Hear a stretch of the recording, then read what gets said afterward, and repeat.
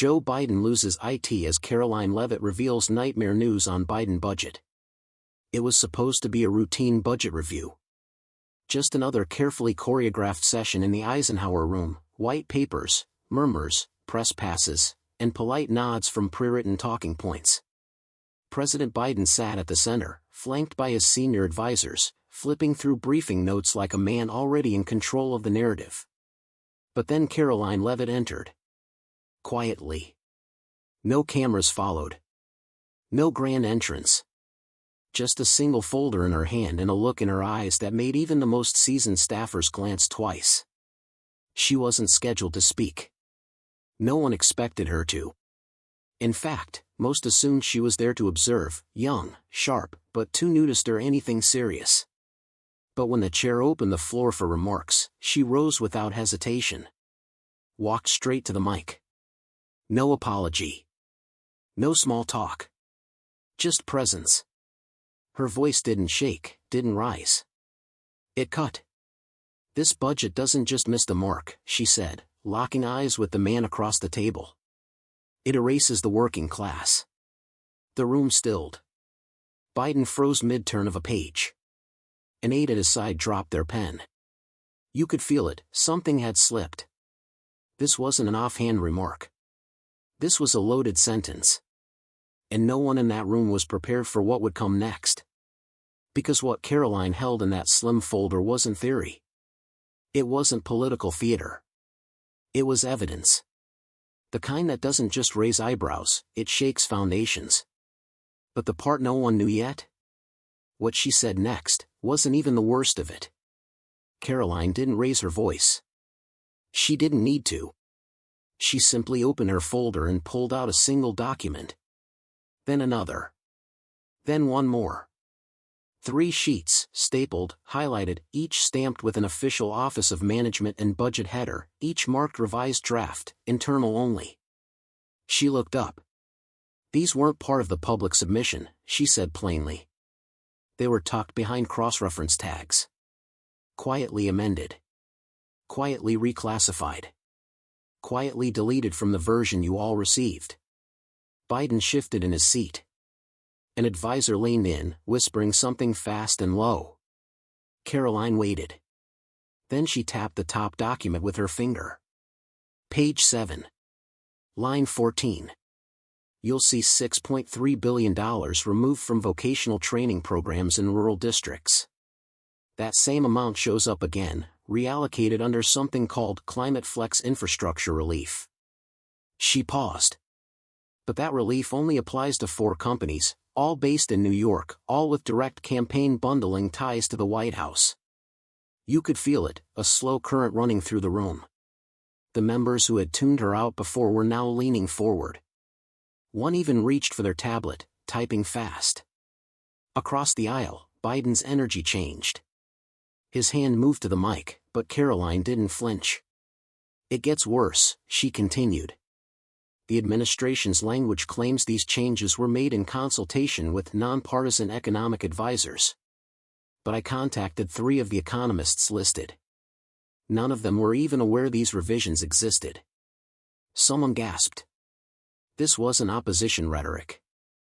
This was procedural treason, the quiet kind, the kind written into footnotes and masked by jargon. And Karoline was cutting through it like glass. These edits didn't just move money, she said. They moved accountability. They disguised privilege as policy. At that, Biden finally spoke. Congresswoman, I think you're misreading the documents. She cut him off. No, Mr. President. I read them. Every line. What you're doing isn't just a budget shift. It's a betrayal. The room exploded, not in noise, but in silence. A silence so sharp it felt like judgment. And Karoline still hadn't revealed what was on page 9. Because that's where the real nightmare began. For a moment, the room forgot to breathe. The president had just been interrupted by a freshman congresswoman with a folder and an accusation no one had expected. Biden leaned back in his chair, lips pressed, eyes narrowed, not in confusion, but calculation. A silence stretched across the committee hall, not awkward but electric. Everyone was waiting to see who blinked first. Karoline didn't blink. She pulled up another page, this time reading aloud a single line from the revised draft. Section 112C, Non-Disclosed Contracting Incentives for Qualified Innovation Corridors. She paused, then looked around the room. Sounds harmless, right? Until you realize those corridors are mapped almost entirely in districts where the administration's top donors own commercial real estate. The staffers seated along the wall looked at each other. One stood and exited the room, phone already in hand. Reporters in the back row typed furiously, eyes flicking up to watch reactions. Biden's advisors whispered again, more urgently this time. Karoline waited until they finished.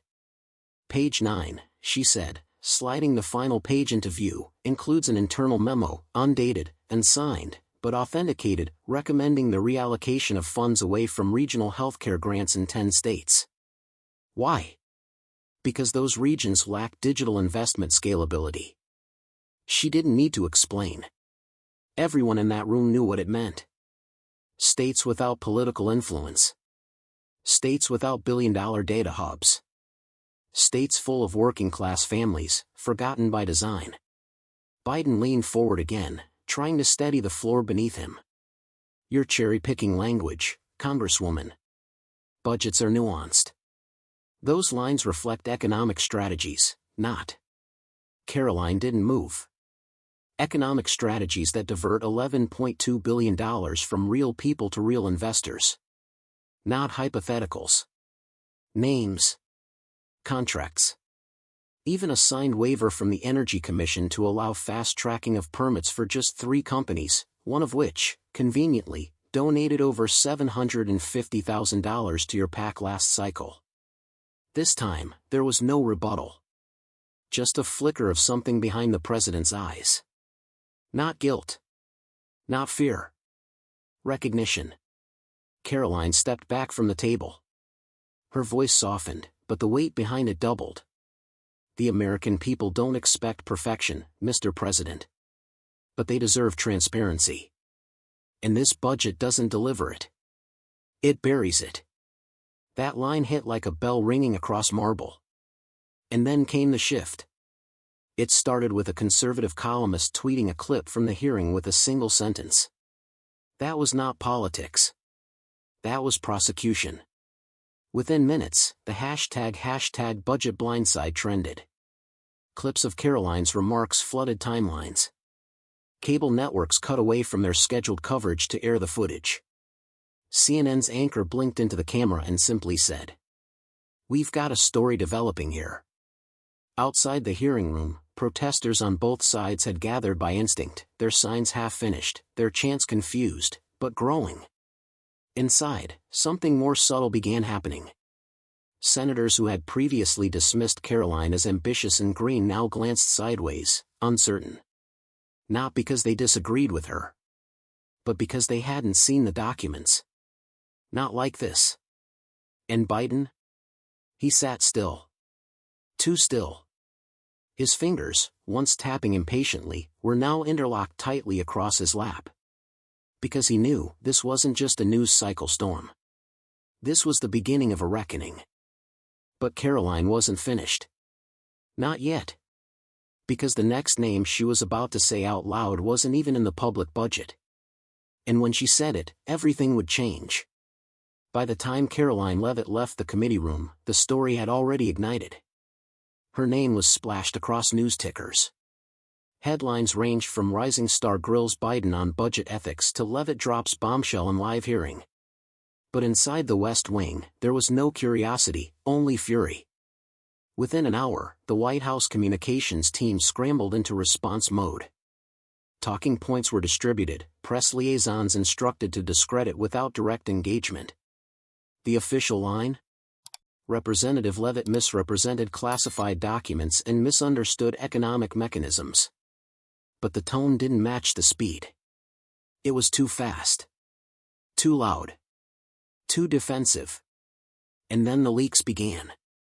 One anonymous senior aide told the Washington Ledger, "She's playing with matches in a fireworks factory. This could damage both parties if she keeps going." Another suggested her documents may have been altered by overzealous staff. The smear machine had been switched on. Karoline didn't flinch. She didn't even respond publicly. Instead, her team released a single scan image, the footer from one of her exhibits showing a White House internal timestamp and a clearance tag issued from the Office of Budget Oversight. No words. Just the evidence. Still, the attacks came.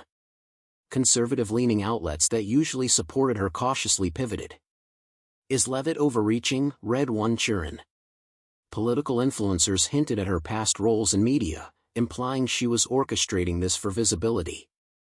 White House-aligned pundits resurrected old clips of her college debates, spinning them as extreme views. But none of it landed cleanly. Because while the political class circled their wagons, the public wasn't listening to pundits. They were watching the footage. And the footage didn't lie. Still, the pressure tightened. Karoline's staff received anonymous emails. Her father's address in New Hampshire was posted on an obscure forum. Her childhood church was tagged in a cryptic tweet. The goal wasn't to argue with her. It was to rattle her. To remind her she wasn't untouchable. At a press briefing the next morning, the White House press secretary stood stiff at the podium. Representative Leavitt's remarks were taken out of context. "We urge the media and the public not to jump to conclusions based on incomplete documents." A reporter shouted from the second row. "So are the documents real?" There was no answer. Just a glance to the side, a shuffle of papers, and a pivot to the next question. And Karoline? She issued no statement. No tweet. No media appearance. She simply walked into her office, shut the door, and requested clearance to present one more document. A document that mentioned a name no one had dared associate with the Biden budget. Until now. 2 days after the hearing, Karoline Leavitt walked back into the Capitol, not flanked by cameras, not surrounded by staff. Just her, a locked leather case, and a time-stamped envelope addressed to the House Ethics Subcommittee. No one knew what she was carrying. But by the time she left the room, they would. Inside the hearing chamber, the atmosphere had changed. Colleagues who had once smirked behind their hands now greeted her with cautious nods. The chairman tapped the gavel and gave her the floor. She stood slowly, deliberate, and placed 3 folders on the table. Draft A, Draft B, Final Budget. There was no drama in her tone. No fire. Just clarity. "You've seen my concerns. Now let me show you the proof." She clicked her remote, and the screen behind her lit up. 2 versions of the same clause appeared, one dated January 4th, the other February 8th. The first capped commercial real estate depreciation deductions. The second removed the cap and introduced a new clause, deferred capital gains reinvestment allowed through pre-cleared corridors. She circled a name in the approval signature field. Garrett Nolan. A ripple moved through the room. Garrett Nolan, quiet, powerful, unelected. Known in D.C. only among insiders. A financial fixer with a history of ghost structuring tax vehicles through political loopholes. No one had ever said his name in a hearing. Until now. "Nolan isn't just connected to the budget," Karoline said. "He shaped it. And he did it while consulting for a holding group with documented ties to the Biden family's former legal trust." A murmur broke. This wasn't opposition rhetoric. This was a conflict of interest bombshell. Then came the kicker. Karoline tapped her final slide. It showed a scanned email chain, internal correspondence between Nolan and senior policy staff. The subject line. "Urgent, shift school infrastructure funds into Economic Accelerator Index." Shield from public version. Below it, timestamps. Edits. A red line version of the draft. Each change accounted for. Each tied back to a known player. And at the bottom, a flagged note from a junior analyst. Potential political blowback risk noted. Proceed? Karoline turned back to the room. "I didn't come here to perform. I came to protect the public's money. And this isn't policy. It's laundering. Through the language of budgets, through the silence of process. Dead silence. Even the chairman looked shaken. A Republican rep from Ohio, previously dismissive, whispered to his aide, "Get ethics on the line." Karoline gathered her folders, her voice unwavering. "You don't have to agree with me. But now you can't say you didn't know." And as she stepped away from the podium, one line remained on screen behind her. "This isn't about left or right. It's about wrong." It was the sentence that would define the next 72 hours of American politics. And it was only the beginning. The first crack didn't come from a headline or a rally. It came from a single voice, unexpected, soft-spoken, and impossible to ignore. Representative Lowell Grant, a centrist Democrat from Pennsylvania who had once co-sponsored Biden's infrastructure initiative, went live on a local radio station the morning after Karoline's ethics bombshell. He wasn't defiant. He wasn't dramatic. He was just honest. "I've reviewed the documents. And, yeah. This doesn't sit right. I don't know what else to say." Those 12 words traveled faster than any official statement from the White House. By lunchtime, clips of his interview played on loop across cable news. His party didn't condemn him. They couldn't afford to. Because behind closed doors, they were panicking too. Karoline didn't gloat. She didn't even post. But inside her office, staffers whispered about the calls they were receiving, moderates, Republicans, independents. Not asking how to stop her.